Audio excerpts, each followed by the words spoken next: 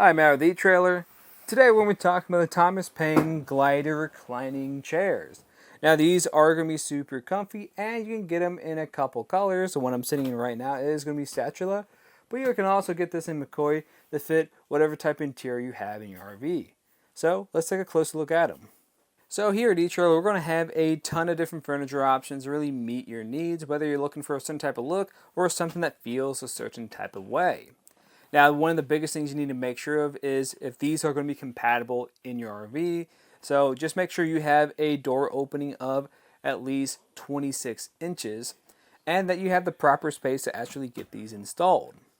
I'll talk about installing it later on, but before I get into that, I want to talk about some of the main things that stand out about these chairs to me. So going into those details now, we are going to have these chairs that do have the ability to pivot. And these are going to be able to pivot 360 degrees and it feels really smooth. It almost feels like it glides. Now, it's also going to be able to rock too. This just feels super comfy.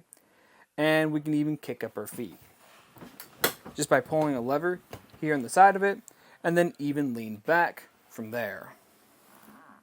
Something else to think about if you do want to use this recline function is just make sure you have the space for it.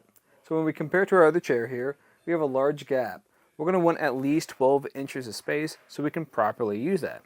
But even if you don't use it, this is still going to be something that is fairly compact in here. And I'd recommend just checking our specs to make sure it is going to fit in your RV.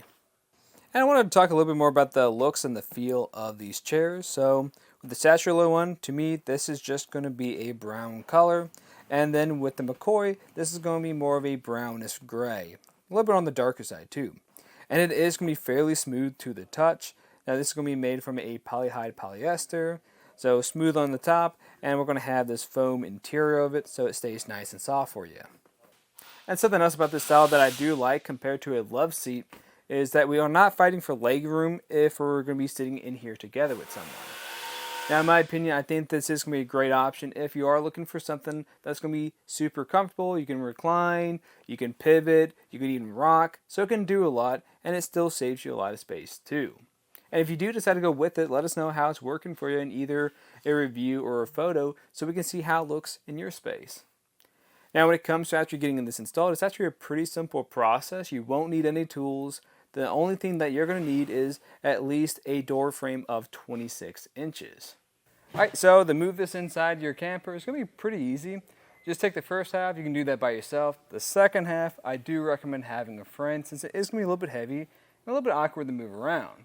So that's why I got Ethan with me today. And what we're going to do first is once we have it up, we're going to rotate it in this orientation here.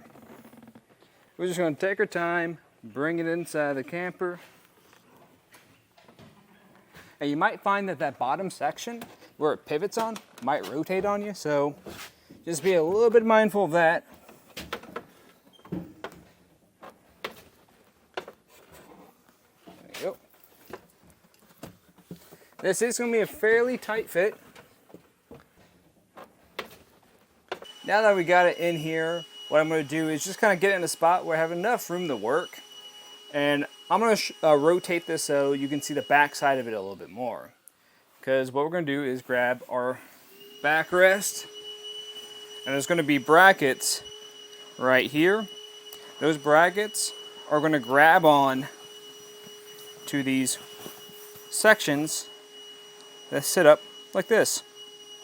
So we'll just line it up on either side and push it down. And sometimes I do notice, right now I'm just going to hold this up with my head so you can see what I'm doing here. This bracket, if we have it lined up on one side, it's just slightly off. And what I'll do is pull towards me, and once that's lined up, then I'll drop this down, pushing on either side kind of evenly. You might have to grab it from the bottom to kind of help realign it. You should hear a click here. So there's that on one side. I'm just going to push down on the other side to hear that same click. Just like that. Now we got that all put together, we can drop this curtain on the back side of it and use a hook and loop to secure it down.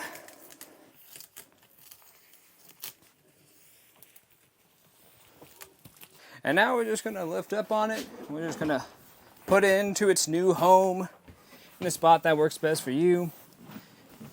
You notice I already have my other chair in here.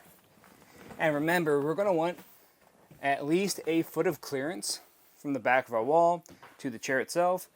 Just to make sure we're not going to make contact with anything. But once you're done with that, that pretty much does it for the installation and some of the features of these chairs.